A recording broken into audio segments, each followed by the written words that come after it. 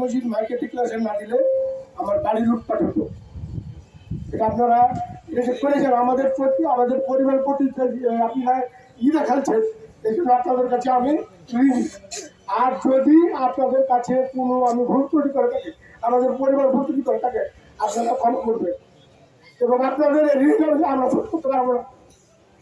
আপনাদেরকে এটুকু বলি যে আমি আমার বাবাকে সবাই চিনতে পারবেন এখন প্রজন্ম, কারণ মারা যাওয়ার প্রায় 40 বছর। আমার ভাইয়ের অনেক জনের কিছু দেখেছি, তো আমার ভাইয়ের রক্ত আমার শরীর আছে, আমার ভাইয়ের মতো পারবো না, তখনকার সময় সিচুয়েশন নাই।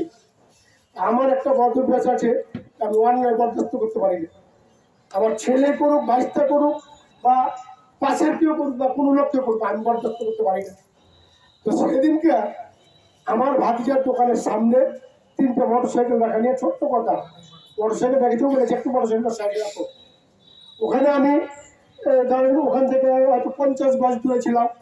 আচ্ছা, আপনারা কি কেউ পারবেন আপনার ভাতিজাকে কেউ মারবে, বা আপনার পার্শ্ববর্তী কেউ কাউকে মারবে, আপনারা ধৈর্য ধরে থাকতে পারবেন?